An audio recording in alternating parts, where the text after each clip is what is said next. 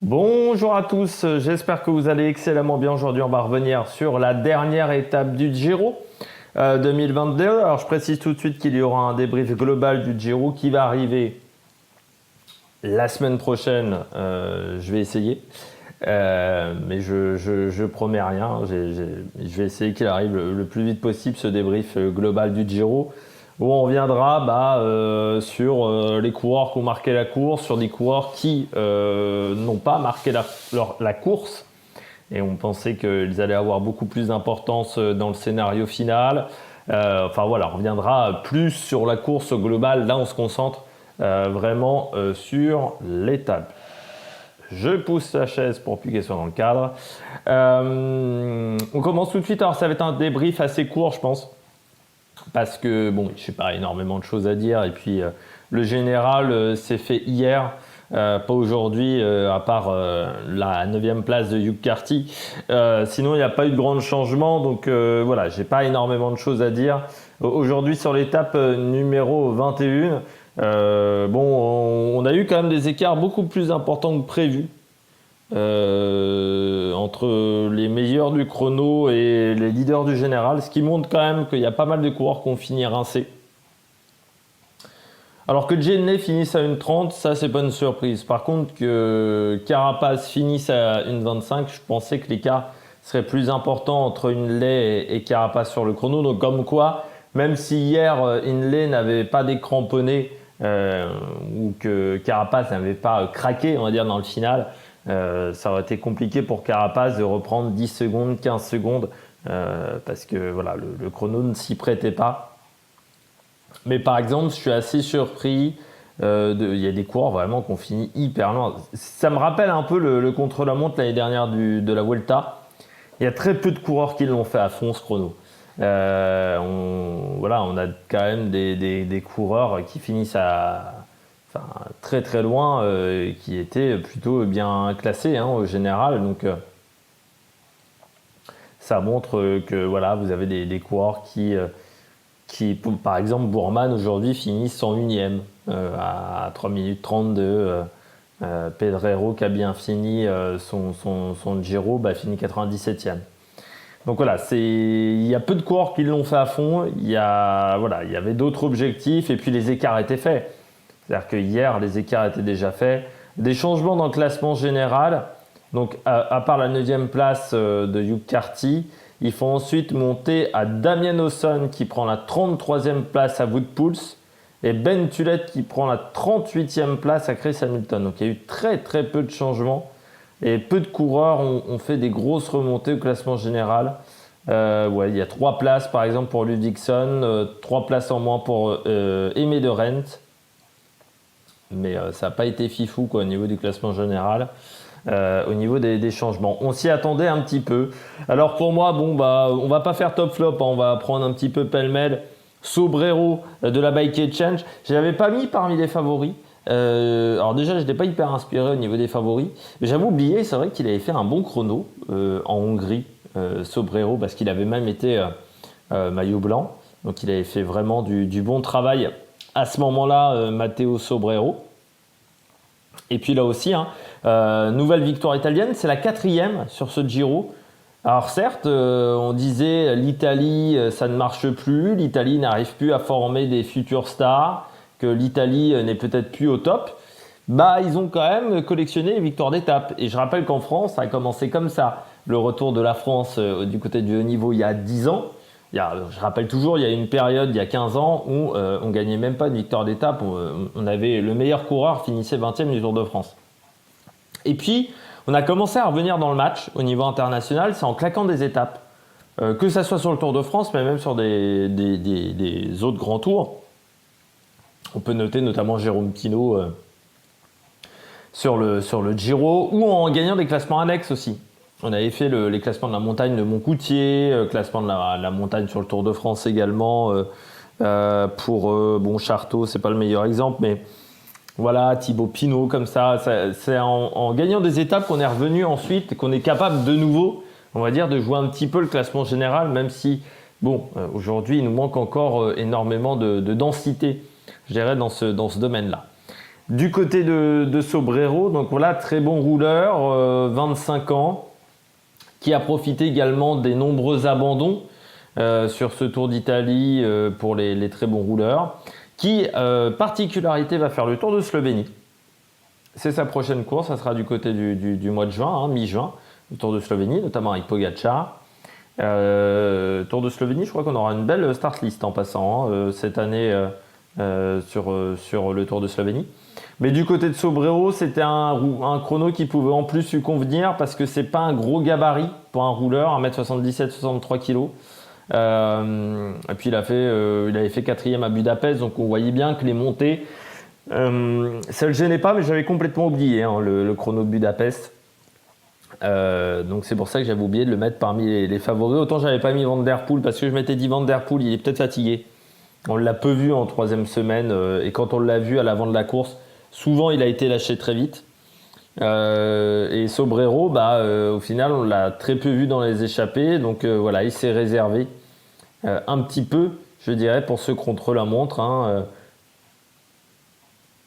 notamment du côté de Marmolada, il finit 87e, 93e à Sanctuario di Castelmonte.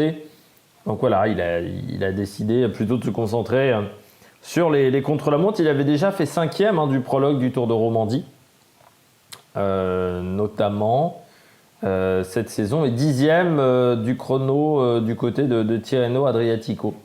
Donc il progresse dans la hiérarchie des rouleurs. Oui, non, j'ai pas encore la start list pour le Tour de... J'ai Mohoric par exemple du côté de la Bahreïn, donc Pogačar c'est prévu, Groenewegen du côté de la Bike Exchange, donc avec Sobrero et pas grand monde. Et il y aura notamment l'équipe China Glory d'Amel Moinard qui sera au départ de ce Tour de Slovénie. On continue, on passe à un autre coureur, c'est Arensman. Bon, c'est pas mal, 23 secondes pour Arensman. C'est le meilleur des grimpeurs en tant que rouleur. Il finit 4e du classement des jeunes en étant équipier. Bon, il a bien explosé sur une ou deux étapes, ce qui lui coûte très cher. Mais puis il est parti aussi en échappée, Rensman aussi certaines journées. Mais bon, 2 deuxièmes places, une 5e place pour un premier grand tour. Non, pour un 3e grand tour, pardon. J'ai fait une petite bêtise. Mais pour un coureur qui jouait pour la première fois vraiment le général. Après sa 3e place sur le Tour des Alpes derrière Romain Bardet, et puis il a eu un travail également de lieutenant pour Romain Bardet. Ça commençait bien son Giro, c'est vrai. Au Blockhaus, il avait été bon, 10e, 14e à l'Etna, enfin il était vraiment dans le match. Et puis du côté de Gênes, non surtout du côté de Cognier où il perd du temps. Et après la course a un peu changé. Puis ça a été difficile, un peu plus difficile pour Arensman, mais voilà, il a montré encore qu'il avait des talents de rouleur. Le petit néerlandais, il faudra faire attention à lui à l'avenir. 23 ans, 3 grands tours, bon, c'est un coureur qui, je pense, va encore progresser. Van Der Poel 3e, donc à 40 secondes, je pense un petit peu fatigué. C'est la première fois qu'il faisait 3 semaines de course, ça va lui servir. Mollema 4e, toujours là Mollema. Donc là aussi, coureur qui est toujours présent, il faut toujours faire attention aux Néerlandais. J'ai même hésité à le mettre parmi mes favoris dans mes pronostics, Bokeh et Mollema, parce que je me suis dit, vu la pauvreté, on va dire, des rouleurs au départ, je me suis dit peut-être que ça peut le faire. Et puis après, j'ai réfléchi, je me suis dit, est-ce qu'il va le faire à fond ? Parce que bon, un peu fatigué aussi, et je m'attendais au fait que très peu de coureurs le fassent avant ce contre-la-montre. Il faut savoir que je trouve ça intéressant d'avoir un contre-la-montre en début de course, autant le dernier jour, ou même les 2 derniers jours, je trouve qu'il y en a la moitié qui ne le font pas à fond. Et je trouve ça pas très intéressant. T'attends en fait, tu peux te contenter de regarder 10 coureurs, 15 coureurs, et encore, là, vu que les écarts étaient énormes, grosso modo, il y a 3-4 coureurs qui l'ont fait à fond, ce contre-la-montre. Tous les autres l'ont fait un peu en dedans, ce qui donne des écarts qui sont énormes. Donc du côté de Bokeh et Mollema, faut toujours se méfier du néerlandais. Ne jamais oublier que c'est un coureur qui est tout le temps généreux dans l'effort.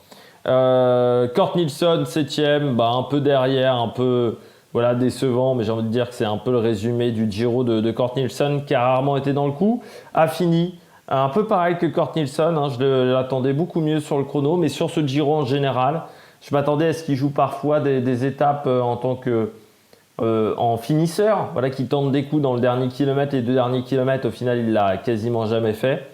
A fini, je m'attendais que voilà, il fasse autre chose de son Giro.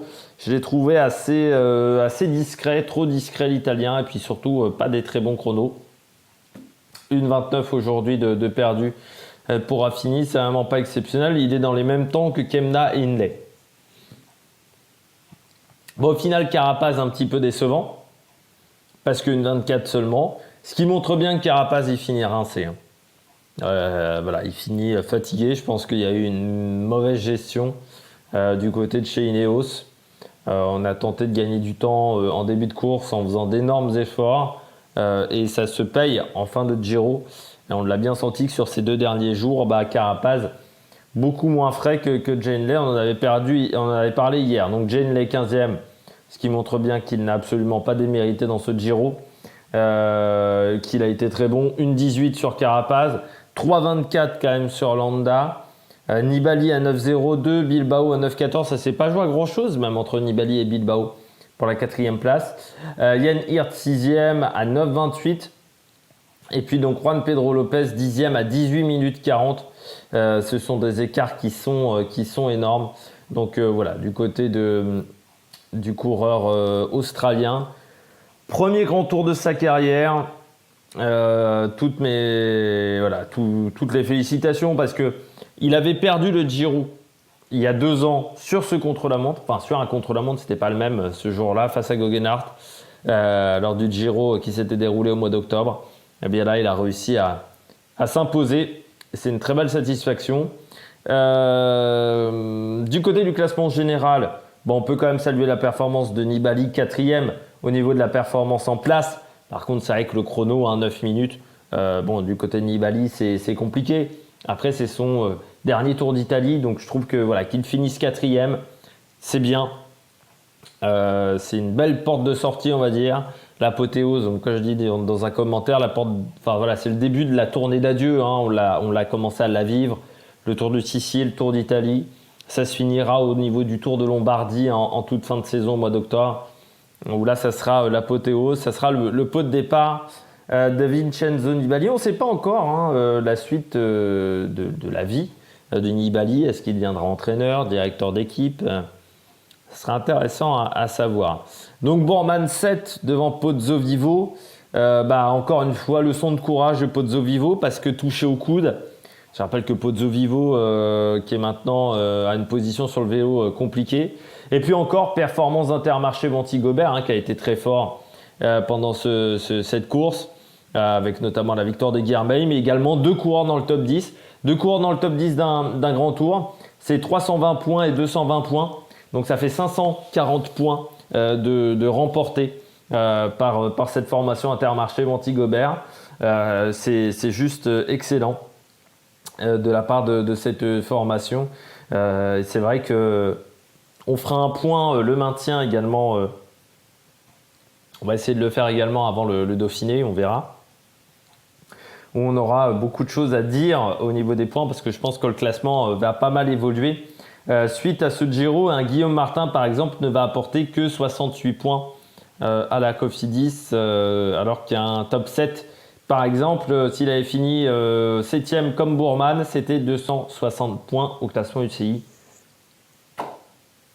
Heureusement, EF gagne pas beaucoup plus de points et surtout Lotto Israël ne sont pas devant lui. Donc voilà, il s'en sort bien au final dans cette affaire. Quel autre coureur Landa donc 3e, ça on en avait déjà parlé pas mal hier. Hamilton, Martin, Fortunato 15e. Mais bon, j'avais dit pour moi c'était important que Fortunato finisse dans le top 15. Par contre, pour moi, le top 15, c'est à 20 minutes, c'est pas à 35 quasiment.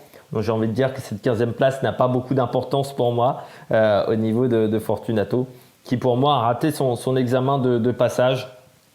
Et c'est bien dommageable. Et Olo Kometa qui a quand même été très discret je trouve, pendant ce Giro, du côté des équipes italiennes.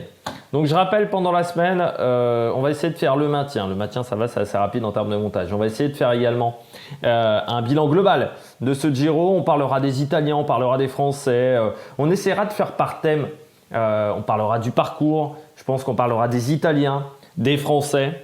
Et puis on parlera de Jane Lay. Voilà, on essaiera de faire des grands thèmes pour ce débrief du Giro 2022. N'hésitez pas à vous abonner à la chaîne, à réagir dans les commentaires, à mettre un pouce bleu, à partager la vidéo sur les réseaux sociaux. Et puis nous, on se retrouve pour de nouvelles aventures sur la même production. Ciao, ciao!